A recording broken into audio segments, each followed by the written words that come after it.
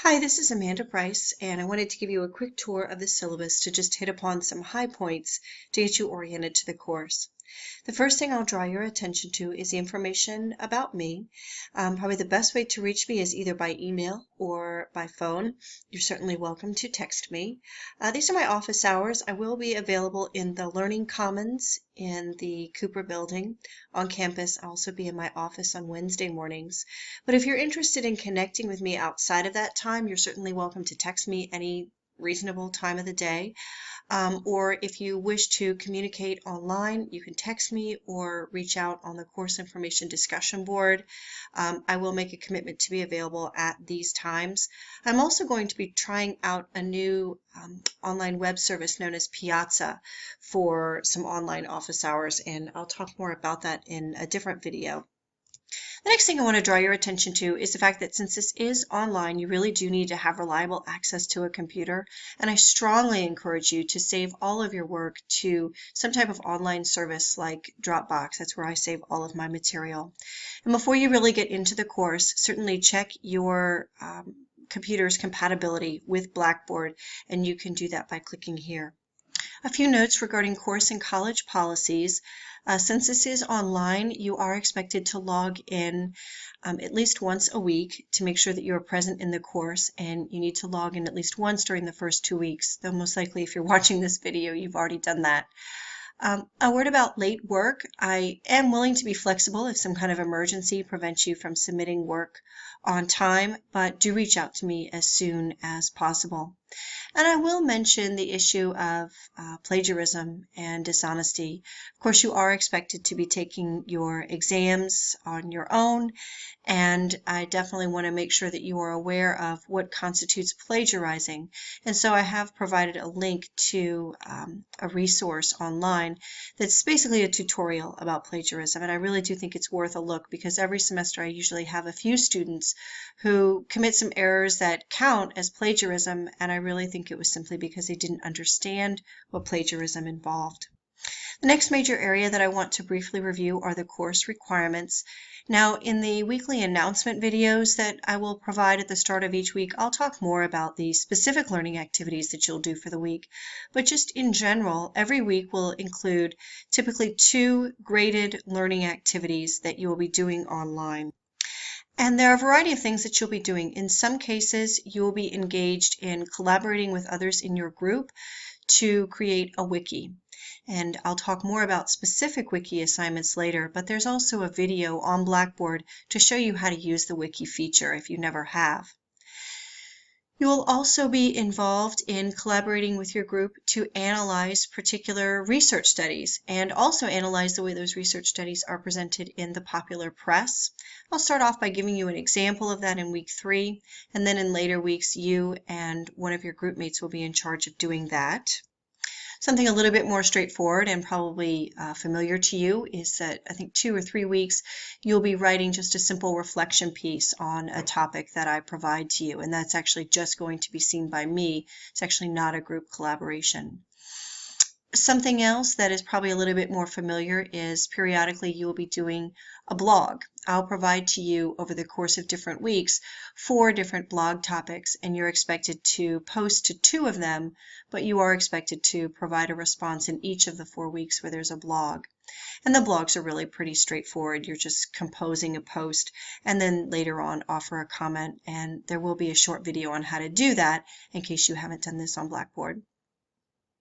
Another type of activity this will be using during probably 5 or 6 weeks is the discussion board feature, and this is pretty much a mainstay in all online courses where you will have a set of topics. You'll reserve one particular subtopic, and you will essentially be the expert on that topic, sharing your resources and your reflections with your group mates.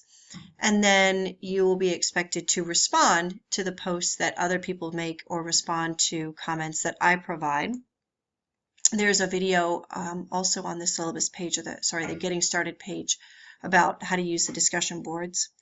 And then finally, this is a feature that I'm including for the first time in the online course, and that is using the Google Slides feature. So together with your group mates, you can tell there's a lot of collaboration. Together with your group mates, you will create a presentation that essentially summarizes the key concepts from that week. Now, you will each be responsible for a specific topic or set of topics, but together you will create a presentation that largely summarizes all of the concepts. All right, now in addition to those weekly learning activities, there are 2 projects that are included in the course. One is to be involved in analyzing psych research. This is what I mentioned in the article analysis area right here.